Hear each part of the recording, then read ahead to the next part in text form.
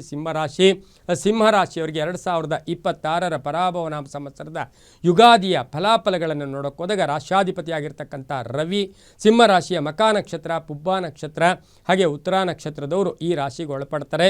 ಇನ್ನು ಈ ರಾಶಿಯವರಿಗೆ ಗುರು 11ರಿಂದ ವ್ಯಯ ಸ್ಥಾನಕ್ಕೆ ಬರ್ತಾನೆ, ಜನ್ಮಕ್ಕೂ ಕೂಡ ಬರ್ತಾನೆ. ಹಾಗೆ ಶನಿ ಗ್ರಹ ಅಷ್ಟಮ ಸ್ಥಾನ, ಅಷ್ಟಮ ಶನಿ ನಷ್ಟದ ಶನಿ ಅಂತ ಕೂಡ ನಾವು ಕರಿತೀವಿ. ಇನ್ನು ವರ್ಷ ಪೂರ್ತಿ ಅಷ್ಟಮ ಶನಿ ಅಲ್ಲೇ ಇರ್ತಾನೆ, ಅಂದರೆ 8ನೇ ಮನೆಯಲ್ಲಿರ್ತಾನೆ. ಇನ್ನು ರಾಹು ಗ್ರಹ 7ರಿಂದ ಕಳತ್ರ ಸ್ಥಾನದಿಂದ ನಮಗೆ 6ನೇ ಮನೆ ಷಷ್ಠ ಸ್ಥಾನಕ್ಕೆ ಬರ್ತಾ ಇರ್ತಕ್ಕಂಥದ್ದಾಗಿರುತ್ತೆ. ಇನ್ನು ಕೇತು ಗ್ರಹ ಜನ್ಮದಿಂದ ವ್ಯಯಸ್ಥಾನಕ್ಕೂ ಕೂಡ ಕೇತು ಗ್ರಹ ಸಂಚಾರ ಮಾಡೋಕ್ಕೆ ಪ್ರಾರಂಭ ಮಾಡುತ್ತೆ. ಇನ್ನು ಸಿಂಹರಾಶಿಯವರಿಗೆ ಇಲ್ಲಿರ ತನಕ ಜೂನ್ 2ರ ತನಕ ಗುರುಬಲ ಇರುತ್ತೆ, ವ್ಯಯಕ್ಕೆ ಗುರು ಕೂಡ ಬರ್ತಾ ಇರ್ತಾನೆ. ಆದರೆ ಸಿಂಹರಾಶಿಯವರಿಗೆ ಆದಾಯ 6 ಇರುತ್ತೆ, ಖರ್ಚು ಕಡಿಮೆ, ಖರ್ಚು ಕೇವಲ 4 ಇರುತ್ತೆ. ಇನ್ನು ಆರೋಗ್ಯದ ವಿಚಾರದಲ್ಲಿ 50-50, ಆರೋಗ್ಯದ ಪರ್ಸೆಂಟ್ ಹೇಗೆ ಅಂದರೆ 50-50 ಇರುತ್ತೆ.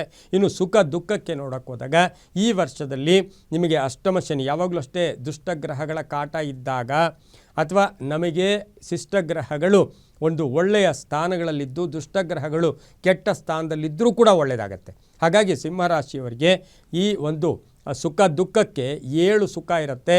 ಇನ್ನು ದುಃಖ ಅಂದರೆ 3 ಭಾಗ ಕೂಡ ದುಃಖ ಇರತಕ್ಕಂಥದ್ದಾಗಿರುತ್ತೆ.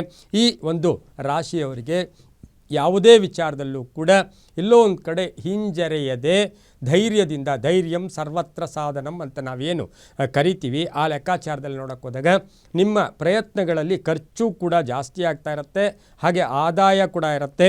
ಇನ್ನು ಜನ್ಮಸ್ಥ ಗುರು ಇಲ್ಲಿ ದೈವಬಲ ಕಡಿಮೆ ಇರುತ್ತೆ. ಈ ರಾಶಿಯವರಿಗೆ ಸ್ವಲ್ಪ ದೈವಬಲವನ್ನು ವೃದ್ಧಿಸ್ಕೋಬೇಕಾಗಿರುತ್ತೆ.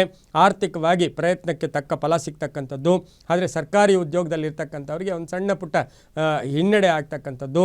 ಆದರೆ ಈ ರಾಶಿಯವರಿಗೆ ಆಕಸ್ಮಿಕ ಅಡೆತಡೆಗಳು, ನಾವು ಯಾರನ್ನು ತುಂಬ ಹಚ್ಕೊಂಡಿರ್ತೀವಿ ಅವರೇ ಮೋಸ ಮಾಡ್ತಕ್ಕಂಥ ಸಾಧ್ಯತೆ ಇರುತ್ತೆ.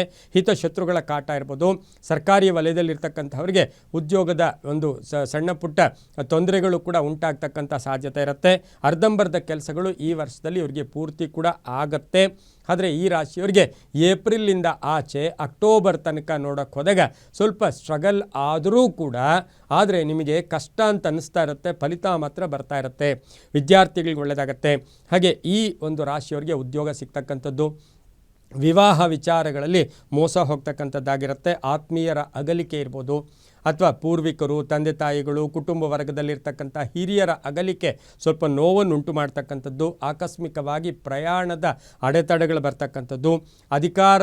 ಅಧಿಕಾರದಲ್ಲಿರ್ತಕ್ಕಂಥವ್ರಿಗೆ ನಾಯಕತ್ವ ಎಲ್ಲೋ ಒಂದು ಕಡೆ ಅದು ಬದಲಾವಣೆ ಕೂಡ ಆಗ್ತಕ್ಕಂಥ ಸಾಧ್ಯತೆ ಇರುತ್ತೆ. ಆದರೆ ಪಾಲುದಾರಿಕೆಯಿಂದ ಒಳ್ಳೆಯದಾಗತ್ತೆ. ರೈತಾಪಿ ವರ್ಗದವ್ರಿಗೆ ಒಳ್ಳೆಯದಾಗತ್ತೆ. ಗೃಹ ಯೋಗ ಇರ್ತಕ್ಕಂಥದ್ದು.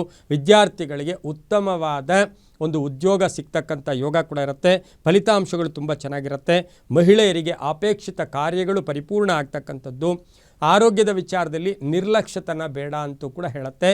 ಇನ್ನು ವಾಹನದ ವಿಚಾರದಲ್ಲಿ ನೋಡೋಕೆ ಹೋದಾಗ ಈ ವರ್ಷ ಸಣ್ಣ ಪುಟ್ಟ ನಿಮಗೆ ಎಡಭಾಗದಲ್ಲಿ ಒಂದು ಗಾಯ ಆಗೋದು, ಎಡಭಾಗದ ಒಂದು ಆಕ್ಸಿಡೆಂಟು, ಅಪಘಾತಗಳ ತೊಂದರೆಗಳು ಉಂಟಾಗ್ತಕ್ಕಂಥದ್ದಾಗಿರುತ್ತೆ. ಇನ್ನು ಈ ಒಂದು ರಾಶಿಯ ಸಿಂಹರಾಶಿಯ ವ್ಯಾಪಾರಸ್ಥರಿಗೆ ಬಹಳಷ್ಟು ಬೇಡಿಕೆ ಇರತಕ್ಕಂಥ ವರ್ಷ ಕೂಡ ಇದಾಗಿರುತ್ತೆ. ಹಳೆ ಬಾಕಿ ವಸೂಲಿ ಆಗುತ್ತೆ. ಕೆಲಸ ಕಾರ್ಯಗಳ ವಿಚಾರದಲ್ಲಿ ಈ ಒಂದು ವರ್ಷದ ಒಂದು ನಿಮಗೆ ಅಕ್ಟೋಬರ್ ನಂತರ ನೋಡೋಕ್ಕೆ ಹೋದಾಗ ಬಹಳಷ್ಟು ಶುಭ ಫಲಗಳು ಕೂಡ ಸಿಗ್ತಕ್ಕಂಥದ್ದು. ಇಲ್ಲಿಯ ತನಕ ಏನು ಆದಾಯದಲ್ಲಿ ಏರುಪೇರಿತ್ತು ಅದೆಲ್ಲವೂ ಕೂಡ ಅಲ್ಲಿ ಕಾಂಪನ್ಸೇಟ್ ಆಗ್ತಕ್ಕಂಥ ಒಂದು ಸಾಧ್ಯತೆ ಕೂಡ ಇರುತ್ತೆ. ಗುತ್ತಿಗೆದಾರರಿಗೆ ಒಳ್ಳೆಯದಾಗತ್ತೆ.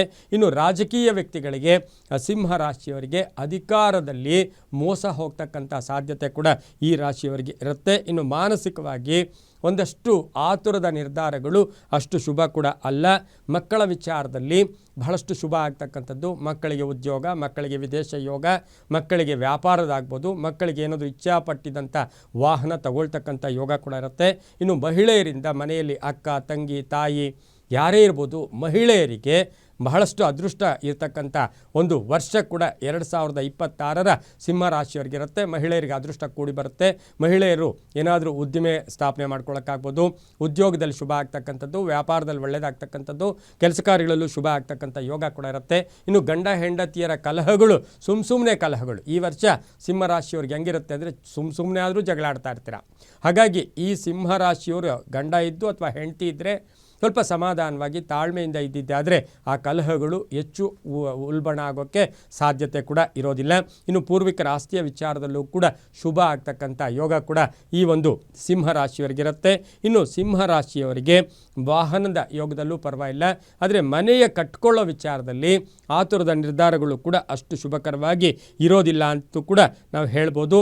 ಇನ್ನು ಸಿಂಹರಾಶಿಯವರಿಗೆ ಒಂಚೂರು ಅಪವಾದಗಳು ಕೂಡ ಈ ವರ್ಷದಲ್ಲಿ ಬರ್ತಕ್ಕಂಥ ಸಾಧ್ಯತೆ ಇರುತ್ತೆ. ನೀವು ಸುಮ್ಮನೆ ಯಾವುದ್ರಲ್ಲೂ ಸಿಕ್ಕಾಕೊಳ್ಳದೇ ಇದ್ದರೂ ಕೂಡ ನಿಮ್ಮನ್ನು ಯಾರಾದರೂ ಸಿಕ್ಕಾಕ್ಸ್ತಾರೆ.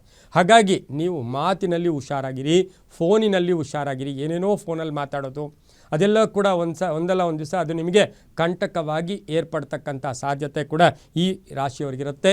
ವಿದ್ಯುತ್ ಕೆಲಸಗಳ ವಿಚಾರದಲ್ಲಿ ವಿದ್ಯುತ್ತಿನಿಂದ ಒಂದಷ್ಟು ಅವಘಡಗಳು, ತೊಂದರೆಗಳು ಕೂಡ ಸಿಂಹರಾಶಿಯವರಿಗೆ ಆಗ್ತಕ್ಕಂಥ ಯೋಗಗಳಿರೋದ್ರಿಂದ ಹುಷಾರಾಗಿದ್ದಿದ್ದೆ ಆದರೆ ಅದು ತುಂಬಾ ಒಳ್ಳೆಯದಾಗತ್ತೆ.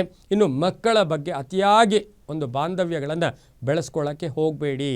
ಅತಿಯಾಗಿ ಮಕ್ಕಳ ಮೇಲೆ ಪ್ರೀತಿ ಇಟ್ಕೊಳ್ಳೋದು, ಲಾಸ್ಟಿಗೆ ಮಕ್ಕಳಿಗೆ ಏನೋ ತೊಂದರೆ ಆಯಿತು ಅಂದರೆ ಅದೇ ನಮಗೆ ಒಂದು ಆಘಾತವಾಗತ್ತೆ. ಮಕ್ಕಳ ಬಗ್ಗೆ ಒಂದು ಪ್ರೀತಿ ಇರಲಿ. ಅತಿ ಪ್ರೀತಿ ಅತಿ ಸರ್ವತ್ರ ವರ್ಜಯತ್ ಅಂತೀವಿ. ಅತಿ ಯಾವಾಗಲೂ ಕೂಡ ಅಷ್ಟು ಶುಭ ಕೂಡ ಅಲ್ಲ. ಅಣ್ಣ ತಮ್ಮಂದರ ವಿಚಾರದಲ್ಲೂ ಕೂಡ ಶುಭ ಆಗ್ತಕ್ಕಂಥ ಯೋಗ ಕೂಡ ಇರುತ್ತೆ. ನಿಮ್ಮ ಕುಟುಂಬ, ನೀವು ಬೆಳೆದಿರ್ತಕ್ಕಂಥದ್ದು, ಹುಟ್ಟಿರುವ ಮನೆಯಿಂದ ಸಹಕಾರ, ಹಾಗೆಯೇ ಮಹಿಳೆಯರಿಗೆ ತವರು ಮನೆಯಿಂದ ಉಡುಗೊರೆಗಳು ಕೂಡ ಈ ವರ್ಷದಲ್ಲಿ ಸಿಗ್ತಕ್ಕಂಥ ಸಾಧ್ಯತೆ ಬಹಳಷ್ಟು ಜಾಸ್ತಿ ಇರೋದರಿಂದ ಸಾಕಷ್ಟು ಅದೃಷ್ಟ ಕೂಡ ಕೂಡಿ ಬರ್ತಕ್ಕಂಥ ಸಾಧ್ಯತೆ ಈ ಒಂದು ಸಿಂಹರಾಶಿಯವರಿಗಿರುತ್ತೆ. ಹಾಗೆ ಸಿಂಹರಾಶಿಯವರಿಗೆ 2026ರ ಈ ಪರಾಭವ ನಾಮ ಸಂವತ್ಸರ ಏನಿದೆ ಜಾಗೃತಿಯನ್ನೂ ಸೂಚಿಸುತ್ತೆ, ಹಾಗೆ ಅದೃಷ್ಟವನ್ನೂ ಕೊಡುತ್ತೆ. 65% ಅಷ್ಟು ಶುಭ ಫಲಗಳಿರ್ತಕ್ಕಂಥ ವರ್ಷ ಕೂಡ ಇದಾಗಿರುತ್ತೆ. ಭಾನುವಾರ ಮತ್ತು ಶುಕ್ರವಾರ ಈ ವರ್ಷದಲ್ಲಿ ಯಾವುದೇ ಕೆಲಸ ಕಾರ್ಯಗಳನ್ನು ನೀವು ಕೈಗೊಂಡರೂ ಕೂಡ ಶುಭ ಆಗ್ತಕ್ಕಂಥ ವರ್ಷ ಸಹ ಈ ಒಂದು ಸಿಂಹರಾಶಿಯವರಿಗಿರುತ್ತೆ. ಕೇಸರಿ ಮತ್ತು ಗುಲಾಬಿ ಬಣ್ಣವನ್ನು ಹೆಚ್ಚಾಗಿ ಉಪಯೋಗಿಸ್ಕೊಳ್ಳಿ. 1 ಮತ್ತು 7 ಅದೃಷ್ಟದ ಸಂಖ್ಯೆಗಳಾಗಿರುತ್ತೆ. ಇನ್ನು ಹಾಗೆಯೇ ಅಷ್ಟಮ ಶನಿ ಇರೋದ್ರಿಂದ 9 ಶನಿವಾರ ಈ ಒಂದು ಯುಗಾದಿಯ ನಂತರ 2026ರಲ್ಲಿ ಯುಗಾದಿಯ ನಂತರ 9 ಶನಿವಾರಗಳು ನೀವು ಶನಿ ಭಗವಾನರ ದೇವಸ್ಥಾನದಲ್ಲಿ ತುಪ್ಪದ ದೀಪವನ್ನು, ಎಳ್ಳಿನ ದೀಪ ಅಲ್ಲ, ತುಪ್ಪದ ದೀಪವನ್ನು ಹಚ್ಕೊಂಡ್ರೆ ತುಂಬಾ ಒಳ್ಳೆಯದಾಗತ್ತೆ. ಒಂದಷ್ಟು ನವಗ್ರಹ ಶಾಂತಿಗಳನ್ನು ಈ ವರ್ಷದಲ್ಲಿ ಯಾರಾದರೂ ಮಾಡಿಸ್ತಾ ಇರ್ತಾರೆ, ಇಲ್ಲ ನಿಮ್ಮ ಕೈಲಾದರೆ ನೀವೇ ಮಾಡಿಸಿ ಒಂದು ನವಗ್ರಹ ಶಾಂತಿಯನ್ನು ಈ ಒಂದು ಸಿಂಹರಾಶಿಯವರು ಮಾಡಿಸ್ಕೊಳ್ಳೋದ್ರಿಂದ ಸಾಕಷ್ಟು ಶುಭ ಆಗ್ತಕ್ಕಂಥ ಯೋಗ ಕೂಡ ಈ ವರ್ಷದಲ್ಲಿರುತ್ತೆ. ಸಾಧ್ಯವಾದಷ್ಟು ಸಿಂಹರಾಶಿಯವರು ಈ ಒಂದು ವರ್ಷದಲ್ಲಿ ಹನುಮನ ಸ್ತೋತ್ರ, ಹನುಮನ ಚಾಲೀಸ, ಹನುಮನ ಮಂತ್ರಗಳನ್ನು ಹೇಳ್ಕೊಳ್ಳೋದ್ರಿಂದ ತುಂಬಾ ಒಳ್ಳೆಯದಾಗ್ತಕ್ಕಂಥ ಯೋಗ ಕೂಡ ಈ ವರ್ಷದಲ್ಲಿ ಇರ್ತಕ್ಕಂಥ ಸಾಧ್ಯತೆ ಕೂಡ ಇರುತ್ತೆ. ಓಂ ಹಂ ಹನುಮತೇ ನಮಃ, ಓಂ ಹಂ ಹನುಮತೇ ನಮಃ ಈ ಮಂತ್ರವನ್ನು ಹೆಚ್ಚಾಗಿ ಜಪ ಮಾಡ್ಕೊಳ್ಳೋದ್ರಿಂದ ತುಂಬಾ ಒಳ್ಳೆಯದಾಗ್ತಕ್ಕಂಥ ಸಾಧ್ಯತೆ ಕೂಡ ಇರುತ್ತೆ.